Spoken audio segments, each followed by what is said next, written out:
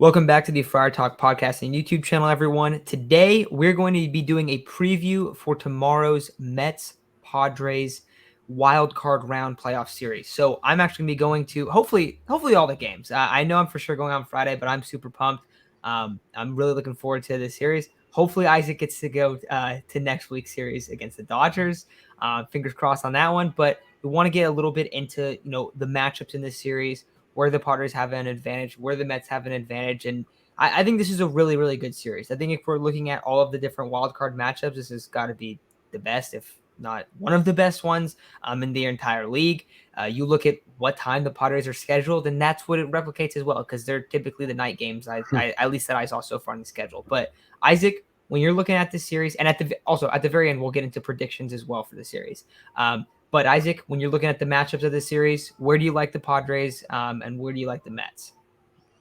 Yeah, so, me and my friends actually were talking about it earlier, and one of my friends said, LMAO, the Padres are facing the Mets. Bye-bye. And I thought, I don't get why the general consensus is that the Padres are just easily going to be beat by the Mets. The Mets have not been that great, considering the Braves were how many games back, and they still were able to catch up. And the Braves just swept them, considering the Mets threw Scherzer, DeGrom, and Bassett, and they still swept them. Yeah, I'd much rather face the Mets than the Braves. I really don't think it's that close. So thankfully, we're able to see the team that maybe we didn't want to face, but we would rather face than the other team. We really wanted to see the Cardinals. Obviously, this didn't get the 60. The Phillies and the Brewers were fighting to see who sucked more. And we really just wanted to make the playoffs. So that was the whole goal in general, make the playoffs. It looks like game one is going to be Yu Darvish against Max Scherzer. I believe last time they faced each other, pretty sure the Padres won. Yu Darvish threw. Wait, was that Slam Arena? No, it was this year. I think they faced off. Okay. Year. Yeah, and imagine that. I think Darvish actually threw that game too. But I know Yu Darvish, I think, had 7 innings pitched, something like that, no earned runs. So he was fantastic, and I'm pretty sure we ended up beating Max Scherzer. Keep in mind, if you look at Yu Darvish's stats against the Mets, they are really, really good. Him and Blake Snell have some really good outings against the Mets. So hopefully we're able to see some more of that this series. I'm really excited to see how those two pitch in particular, because in 2021, the Padres traded for them both, and that's when the Padres were being heralded as having the best rotation in baseball, with those two being at the forefront.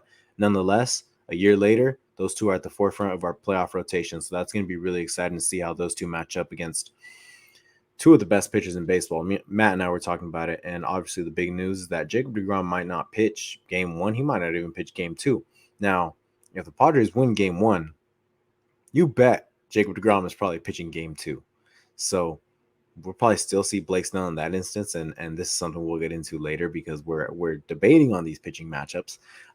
But I think what made me feel much more comfortable in facing the Mets than the Braves is the Braves could put us away in one inning by hitting 2-3 home runs in a row, and essentially it going from, the Padres are up by 1 to the Padres are down by 4. They could do that very fast because they're one of the best slugging teams in baseball.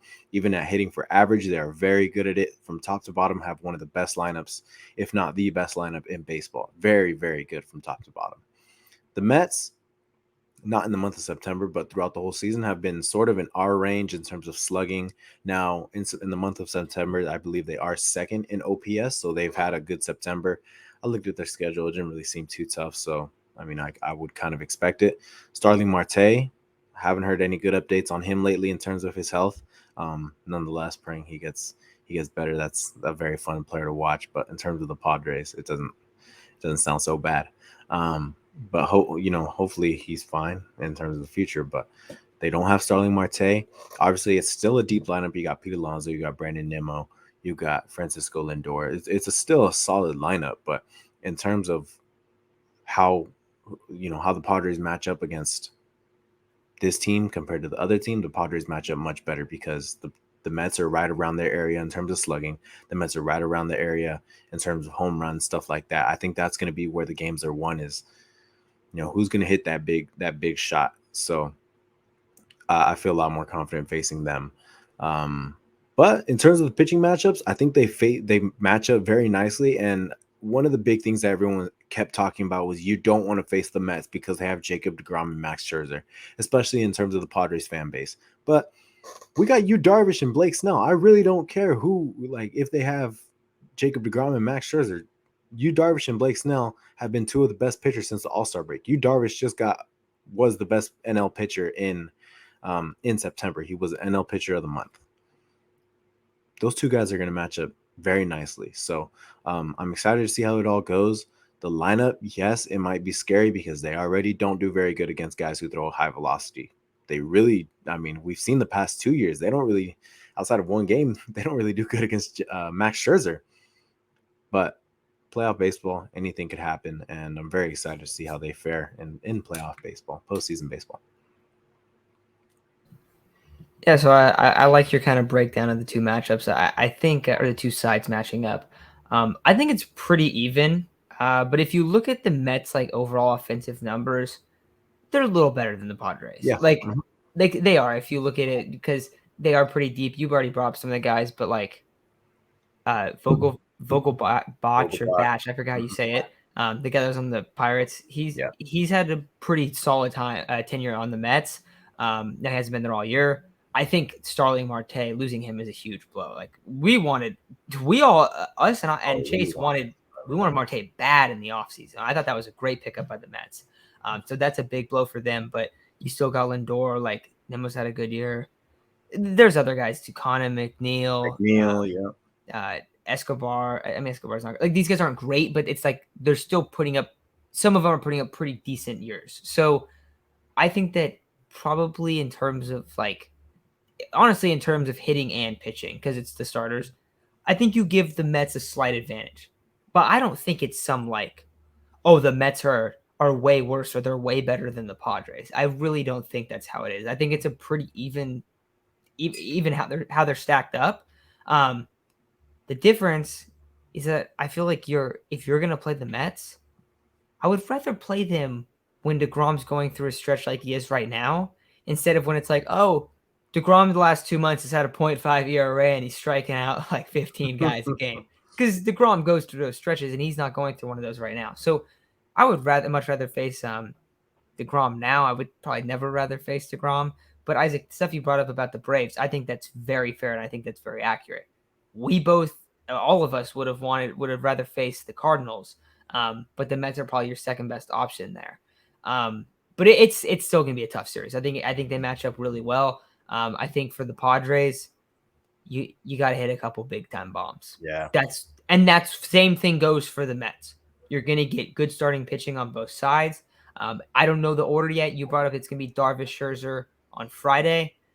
It's gonna depend on who wins the game, and then probably the other team will throw their best guy, and then the other team will decide if they want to counter that there or wait till game 3. So there's a chance that DeGrom doesn't pitch until game 3, and you have Bassett go on game 2 on Saturday. I don't know if the Padres would go, oh, we're going to put Musgrove here and then Snell there. I don't know where they would do it, but it's basically Darvish, Snell, Musgrove in some order, Scherzer, DeGrom, Bassett in some order. So we know that those are going to be the 3 starting pitchers potentially. We know who's going to be in the lineup. Pete Alonso has actually been really good against the Padres too. I think that's worth bringing up. He's been really good. But honestly, I think the Padres have done all right against Scherzer. If you remember, Hosmer hit a home run against them last game. Yeah. I do remember that. So I mean, you got 2 very good teams. I think the Mets have been a better team. I think they're a little bit better in terms of offense. I think the Padres have a little more reliable bullpen arms. I don't know. Is that? I could look at their. I mean, Diaz, of course, is the guy, but I think it's gonna be pretty similar. I really do. In terms of bullpen arms, because the Padres bullpen has been way better lately than it was early on in the year, which I think is worth bringing up. Mm-hmm. So I think if you're the Padres, like, you know that you can stack up against this team. If you're the Mets, you know you can stack up against this team. I think that's what makes it really exciting. Where it's not like a lopsided series where the Cardinals-Phillies series is. Like, that's pretty lopsided. But I think this is going to be a really good one. Isaac, in terms of predictions, what are you thinking? Oh, man. That's very tough. And I mean, going back to the bullpen, the Padres are 15th in bullpen ERA, 15th or 14th, and the Mets are 10th. Um, but that's also including the horrendous stretch that the Padres had where they were like the 25th ranked bullpen in all of baseball for what was like a 2 month period. Yeah, Outside of like that, April and May. yeah, they were horrible. So outside of that, it's been a very reliable bullpen for this Padres team. Especially getting back, Adrian Morejon, Tim Hill came into his own, Nick Martinez went into the bullpen. Some very reliable guys out of the bullpen for sure. Uh, Predictions, oh man, it's so tough. This is a Padres channel. I'm a Padres homer, and I really do think the Padres match up really well. I think the Padres are going into the series hot. Their month of September was pretty solid. They rallied to get to this position. This is the first time since I was 6 years old that they are making. I mean, that they're making the actual playoffs. Yeah, the actual playoffs. Um, but it's so exciting, and I really do think the Padres are going to come away with this one. I think it's going to be a 2-1. I think they're going to game 3. I will say I think they're going to game 3, but I'm going to go 2-1 Padres. Considering you Darvish and Blake Snell's stats against the Mets have been really good, and I think the Padres are capable of really hitting those big time bombs. I think Manny Machado is going to prove why he is one of the best players in baseball. And although the stats say, although everything say he is the best player in the NL, there are constantly going to be people who hate Manny Machado because of his past antics, because he's lazy, and because of this bias that has already been confirmed towards Manny Machado. This is his time to really go out there and silence everybody. I think he's never going to get the credit he deserves because of the hatred towards him. He's probably one of the top 5 most hated players in baseball. And I will say for no reason, because ever since, yeah, exactly. The poll said he was number 1. So I will say he's been everything that I would want out of a Padre in terms of off the field, on the field, everything. He's one of my favorite players of all time. But now's his time to really go in there, and somebody on Twitter was giving us crap about his postseason stats. So hopefully he's able to boost those postseason stats. But really, this is all going to depend on how are Manny Machado and Juan Soto going to fare. Juan Soto is a big part of this series because Juan Soto used to face the Mets 19 times a year. This is huge for Juan Soto. It's huge that we have him in our lineup against guys that he's done it against before, against a guy that was on his team. This is huge to be able to have him and Josh Bell, who Josh Bell's numbers against Max Scherzer are very, very good. You would be surprised to see that his numbers against Max Scherzer are pretty solid. So 3 guys right there that are going to have a big impact on this series. But like I said, I got the Padres coming away 2-1, winning the series in game 3. Very exciting. This is the biggest series for the Padres in almost 20 years. It's been 16 years or so. This is the biggest. You could look back at 2020 and say, how about those? No, I really can't say those were bigger than this. This is real postseason baseball, and I'm very, with fans in the environment in one of the biggest markets in baseball. This is huge. And I think the Padres are going to show why they deserve to be in this postseason race. Dude, that's what makes it so exciting. You start bringing up like, oh, Josh Bell's been good against Scherzer, this and that. It's always going to be someone else too. Like I think that if you're looking at it from the Padres' perspective, Machado and Soto, like that's what you're getting really hyped about, of course. Especially Soto because he does have so much experience against the Mets. But it's going to be a Josh Bell. It's going to be a red hot Will Myers, or Cronin God doing his thing, or shoot, bro, maybe it'll be Austin Nola out of all people, right? Like that's the thing. It's like, and or it's for the Mets side. Like that's what I think makes it so exciting, is that you just have like a couple clutch knocks, and all of a sudden, like everyone remembers your legacy completely different. So I'm super pumped for this series.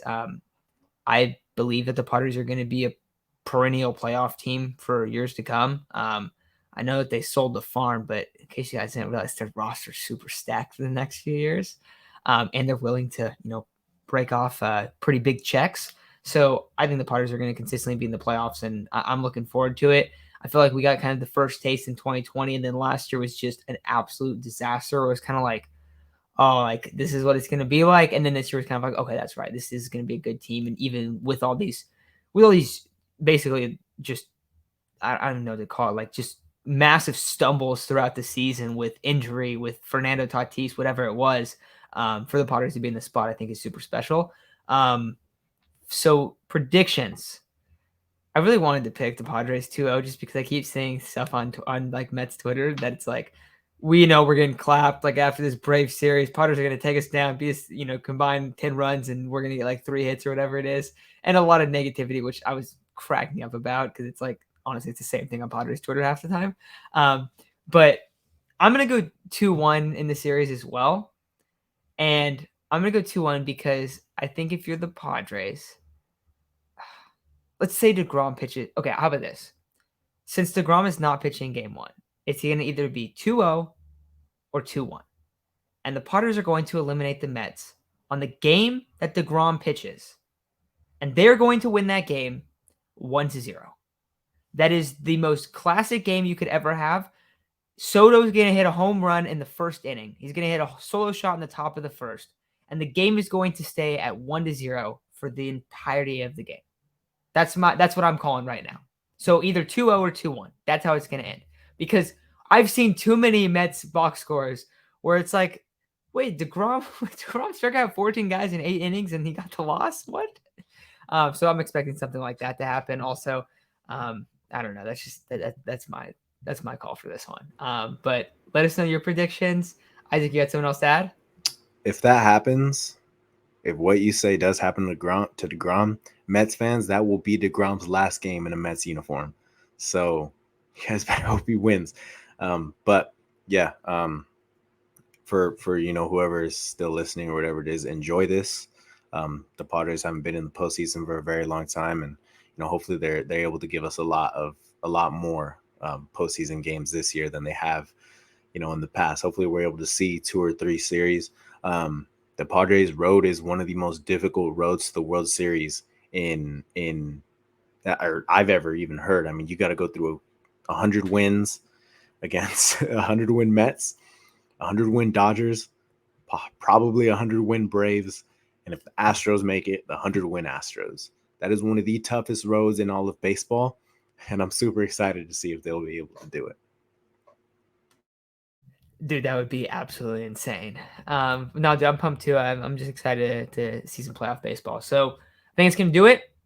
We are going to be going live each of these games in the playoffs. And then next morning we'll have a quick video up about the upcoming matchup and kind of like what the Padres need to do to win that game. But I think that's probably going to wrap it up. So thank you guys for listening. It's been a super fun time covering the Padres over the last couple years. So we're pumped to be covering them when they're in the playoffs actually on YouTube, because we were covering them like just doing podcasts during the playoffs in 2020, but we weren't, we had like 30 people listening on a podcast. So this is a lot bigger. So we're really looking forward to it. And I will be excited to join. Maybe I'll be excited to, if the Padres win on Friday, it'll be really fun to join the live stream in the stadium. But if they lose, that's going to be kind of annoying, and you're probably going to hear me getting heckled as I walk out of the stadium. But yeah, make sure to join when we do that. But thank you guys for listening, and we'll be back tomorrow after the game.